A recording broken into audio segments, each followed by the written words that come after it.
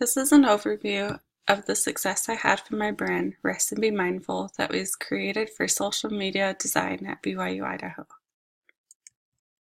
Rest and Be Mindful is all about providing a feeling of peace and comfort for the viewer as they scroll through their normal social media accounts. The earthy green and blue tones in the logo and throughout the post help the viewer to feel instantly calm and forget the cares of their day.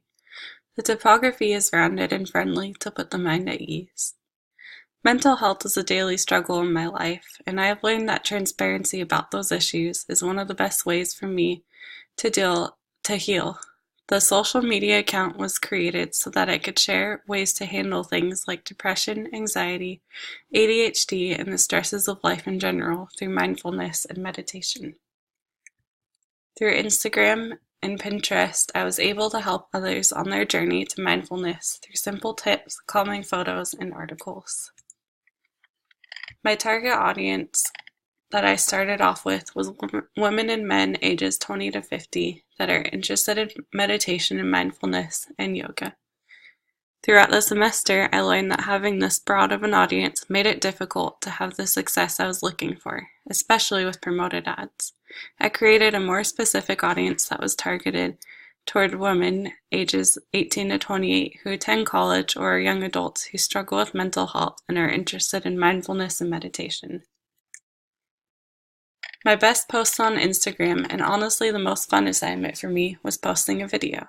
I received 27 likes, reached 52 people, had 1 profile visit, and 3 comments. I know that I had the most success with this post because it was a short and interesting video. I have no doubt that if I promoted this video, I would have a lot of success. I learned a lot from posting a sponsored ad. I only paid $5 but received a lot of positive feedback. I had 16 likes, reached 832 people, and had, according to Instagram, 3 website clicks. However, on my actual website, my analytics showed that I gained 16 views on my blog page in 1 day.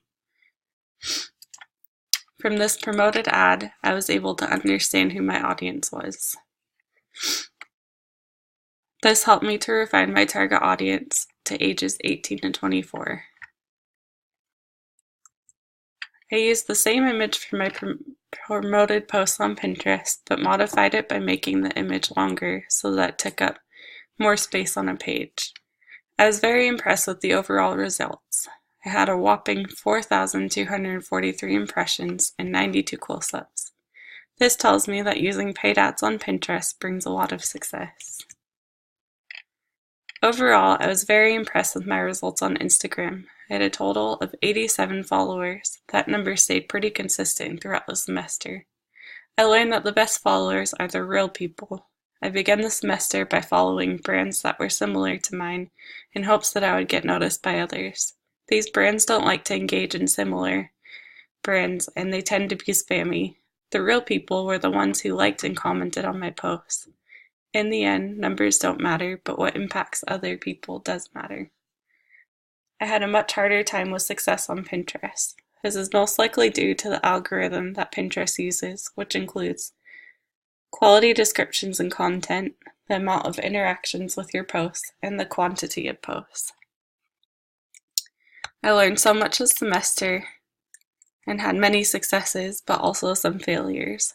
Posting at the right time helps a lot with the amount of views received. For Instagram, I found that Tuesdays, Wednesdays, and Saturdays between 5 to 8 p.m. were the best times to post. Pinterest was harder, but usually Saturdays between 9 a.m. to 1 p.m. worked well for me. I will continue to use my Instagram account as a side passion project.